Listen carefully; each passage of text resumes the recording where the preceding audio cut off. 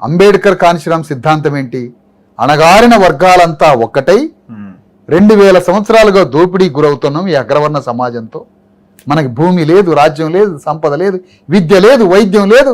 Wine షాపుల కాడ, సుతారి అడ్డాల కాడ, రక్తం చిందించే కాడ, రాళ్లు మోసే కాడ, నెత్తురు చిందించే కాడ, ఈ దేశాన్ని కట్టే దగ్గర, రైల్వే నిర్మాణం దగ్గర, గనులలో బండల దగ్గర, రాళ్ల దగ్గర నెత్తురు చిందించి రక్తం ధారపోసి తినడానికి గింజలు లేక, వైద్యం చేయించుకోవడానికి డబ్బులు లేక, పోరాళ్ళని చదివించుకోవడానికి పైసలు లేక, వైన్ షాపుల కాడ సారాలు దాకా డబ్బులు మొత్తం కాజేసి చిక్కి చెల్లిపోయి మరణిస్తున్న బీసీ ఎస్సీ ఎస్టీలు అందరూ ఒక్కటై ఈ బీసీ ఎస్సీ ఎస్టీల రాజ్యం తెచ్చుకోండి అని అంబేద్కర్ ఓటు హక్కిస్తే ఆ ఓటు కట్టగానే నా ప్రజలు ఇవాళ 3 పార్టీలకి కోటర్ సీసాలకి పైసలకి అమ్ముకుంటారు. ఇప్పుడు ఈ సుపారీ, వీళ్ళు వాళ్ళకి సుపారీ ఇచ్చిర్రు, వాళ్ళు వీళ్ళకి సుపారీ ఇచ్చిర్రు అన్న ఈక్వేషన్ ఏంటి? రేవంత్ అంటున్నాడు బీజేపీ గెలవడానికి, సారీ మమ్మల్ని ఓడించడానికి, 2 కరెక్టే అంటున్నా, మమ్మల్ని ఓడించడానికి మోదీ కేసీఆర్ కి సుపారీ ఇచ్చిండని. కేసీఆర్ నిన్నేమంటున్నాడు? ఎప్పుడైనా రేవంత్ రెడ్డి పోయి మోడీతో కలవచ్చు, వాళ్ళు ఆ పార్టీలో. విషయం ఏంటంటే ఒక అర్ధరాత్రి పూట కేసీఆర్ మోడీ ఇంటికి పోవడాన్ని చూసింది ఎవరో తెలుసా? అదే అర్ధరాత్రి రేవంత్ రెడ్డి కూడా మోడీ ఇంటికి పోతుంటే ఇద్దరు ఎదురుపడ్డారట, రేవంత్ కేసీఆర్. వీళ్ళిద్దరికి ఎట్లా తెలిసింది? ఒక అర్ధరాత్రి పూట రేవంత్ మోడీ ఇంటికి పోయిండు, అదే అర్ధరాత్రి పూట కొంగు మీద వేసుకొని కేసీఆర్ కూడా లోపలికి పోయాడు.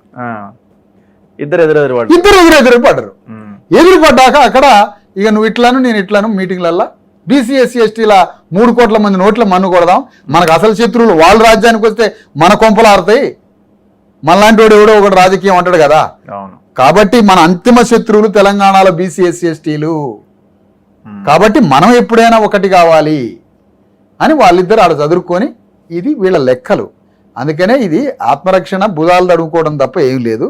ఇక్కడ ఏంటంటే రఘు గారు, ఇక్కడ తెలంగాణలో బేసికల్గా ఏం జరిగిందంటే వేరే రాష్ట్రాల్లో లేని దుస్థితి. ఇక్కడ నిజాం అడ్మినిస్ట్రేషన్లో ఈ 10,000 గ్రామాల్లో ఏం చేసిందంటే ఊర్లలో ఆల్రెడీ గట్టిగా ఉన్న రెడ్డిని, కాపుని, కర్ణాన్ని వాళ్ళని పట్టుకొని ఆ ఊర్లో ఉన్న 10,000 ఎకరాలు నువ్వే ఉండురా, నాకు అంత ట్యాక్స్ కట్టు, నాకు అంత సార పోయి, నాకు కానీ కోళ్ళు పంపు, మేకల పంపు, ఆడోళ్ళను పంపు, ఆ గ్రామాలన్నీ నీ చేతిలో పెట్టుకొని నాకు పన్ను కట్టు అని ప్రతి ఊరిని ఆ ఊర్లో ఉన్న అగ్రవర్ణాలకు ఉపయోగపడింది. భూమి మొత్తం పోగుపడ్డది చట్టరీత్యా, వాళ్ళ చేతిలో ఉండిపోయింది. చట్టరీత్యా నిజాం చట్టరీత్యా గ్రామాలలో 100,000 లక్షల ఎకరాల భూమి తెలంగాణలో ఉన్న 10,000 గ్రామాల్లో కరణాల చేతుల్లో, రెడ్ల చేతుల్లో, రావుల చేతుల్లో, కమ్మకాపుల చేతుల్లో, తెలంగాణలో ఉన్న కోట్ల లక్షల ఎకరాల భూమి వాళ్ళ చేతిలో అధిశాసనపూర్వకంగా పోగుపడింది. తెలంగాణలో భూమి లేకుండా మొదటి నుంచి బతుకుతున్న బీసీ ఎస్సీ ఎస్టీల చేతిలోకి భూమి లేకుండా అయిపోయింది. అదే అసలు సంపద కదా, అవుట్ అయిపోయింది మన ప్రజల బ్రతుకు. ఇట్లాంటి అయిపోయిన ఈ తెలంగాణ గడ్డ మీద మళ్ళీ తెలంగాణ పేరుతో రాజ్యానికి వచ్చినప్పుడు, అదే తెలంగాణ పేరుతో రాజ్యానికి వచ్చినప్పుడు దానికి ఈ బీసీ ఎస్సీ ఎస్టీలు ఓట్లేసి రాజ్యాన్ని తెచ్చుకున్నప్పుడు ఇప్పుడు పెంచాల్సింది ఏంటో తెలుసా సార్? ఫస్ట్ చేయాల్సింది, ఏ తెలంగాణ గడ్డ మీద భూమి కోసం రక్తం దారపోసామో, ఏ భూమిని 2000 సంవత్సరాల నుంచి కోల్పోయామో, ఏ భూమి లేకుండా బతుకులు ఆగమైపోయినాయో ఆ భూమి కావాలి సార్ మాకు. నా తెలంగాణ బీసీ ఎస్సీ ఎస్టీ ప్రజలకి భూమి కావాలి. ఆ భూమి ఇస్తాడా రేవంత్ రెడ్డి? ఆ భూమి ఇస్తాడా కేసీఆర్? నేను అడుగుతున్నాను సార్. హైదరాబాద్లో లక్షల ఎకరాల భూమి ఉంది, మీకు తెలుసా ఆ విషయం? హైదరాబాద్లో అలాట్మెంట్ చేసింది ప్రభుత్వమే, అలాట్మెంట్ చేసింది.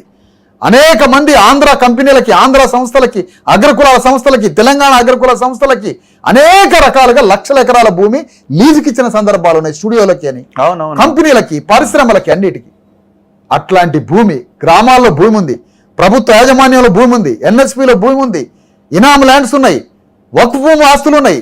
ఇలాంటి భూమి అంతా ఇల్లీగల్గా పోగుపడ్డది. ప్రభుత్వ చేతిలో ఉన్న భూమి, ఈ భూమి అంతా కలిపి నా ప్రజలకు 1 ఎకరం భూమి ఇవ్వమనండి మనిషికి.